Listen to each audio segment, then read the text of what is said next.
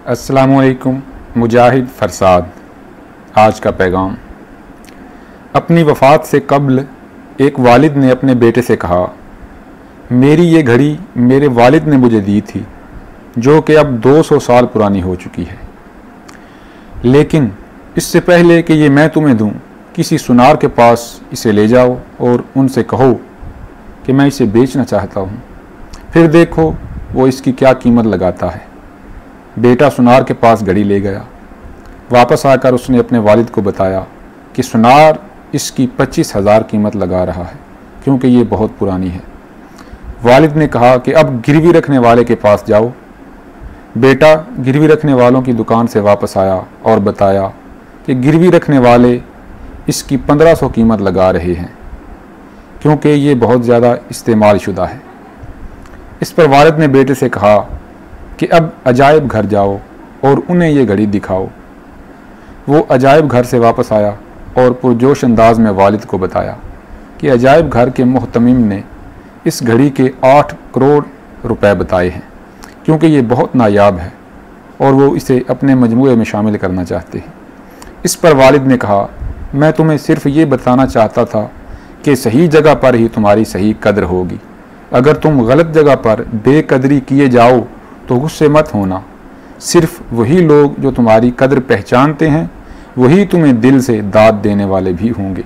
इसलिए अपनी कदर पहचानो और ऐसी जगह पर मत रुकना जहां तुम्हारी कदर पहचानने वाला कोई ना हो।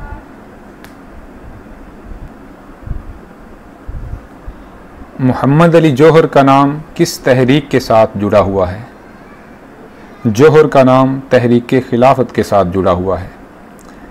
गवादर का ताल्लुक किस सूबे से है? गवादर का ताल्लुक सूबा बलोचिस्तान से है। पाकिस्तान में पानी का बड़ा ज़रिया क्या है? पाकिस्तान में पानी का बड़ा ज़रिया दरिया है। बैतुल मुक़द्दस यानी यरूशलेम किस मज़हब का मुक़द्दस शहर है? बैतुल मुक़द्दस मुसलमानों, ईसाइयों और यहूदियों तीनों के लिए मुक़द्दस शहर है। यहाँ ये बात भी याद रखें कि बैतुल मुक़द्दस और बैतुल मक़दस ये दोनों दुरुस्त लफ्ज़ हैं, यानी बैतुल मुक़द्दस भी कह सकते हैं और बैतुल मक़दस भी। अल्लामा इकबाल के अलावा उर्दू का कौन मशहूर शायर सियालकोटी था? इकबाल के अलावा फैज़ अहमद फैज़ का ताल्लुक़ भी सियालकोट से था, इसलिए उन्हें भी सियालकोटी कहते हैं। गारे कहफ किस मुल्क में वाक़ है? गारे कहफ शाम में वाक़ है। कौन सी मशहूर मस्जिद 1 हिजरी में तामीर की गई थी? मस्जिद नबवी 1 हिजरी में तामीर हुई थी।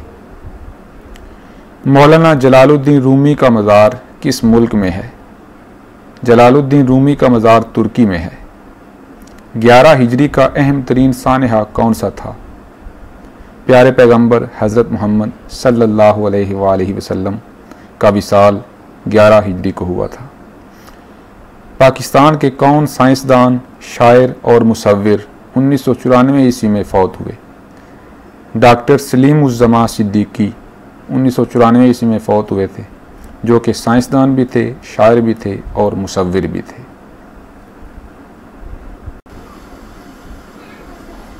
मोहम्मद हुसैन आज़ाद ज़ौक़ के बाद किसे अपने शेर दिखाया करते थे?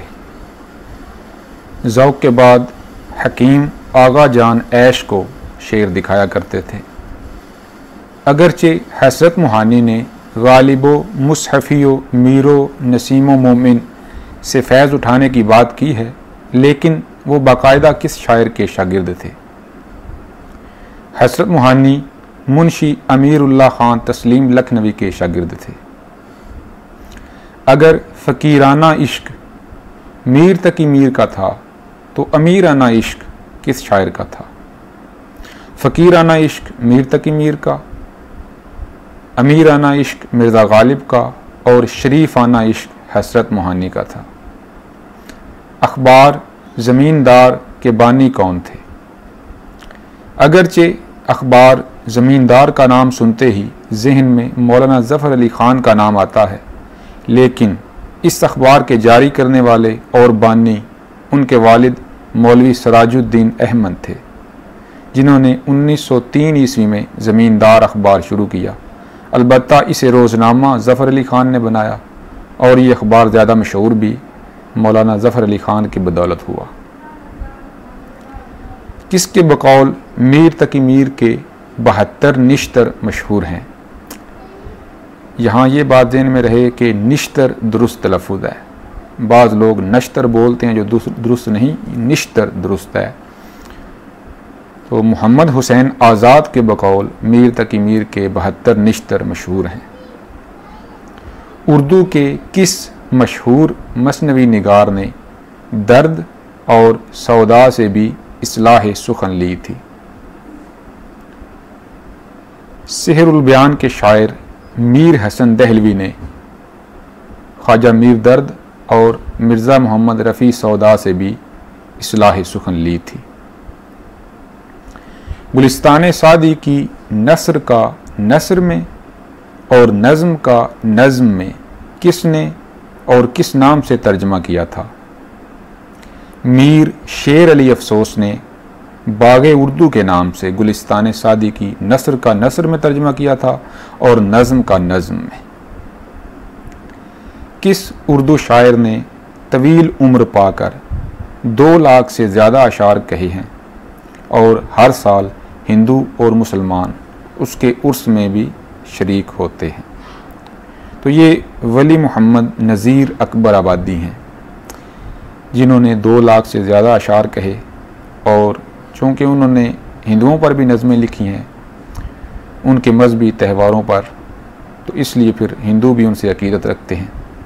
यहाँ ये ज़हन में रहे कि वली मोहम्मद नज़ीर अकबर आबादी, आम तौर पर यह समझा जाता है कि नज़ीर का ताल्लुक़ अकबर आबाद से था। ऐसा नहीं है। असल में नज़ीर दिल्ली में पैदा हुए थे और ज़्यादा अरसा अकबर आबाद में रहने की वजह से उनके नाम के साथ अकबर आबादी लिखा जाता है। अगर ये सवाल हो कि नज़ीर अकबर आबादी कहाँ पैदा हुए, तो ये दिल्ली दुरुस्त होगा। बहुत शुक्रिया।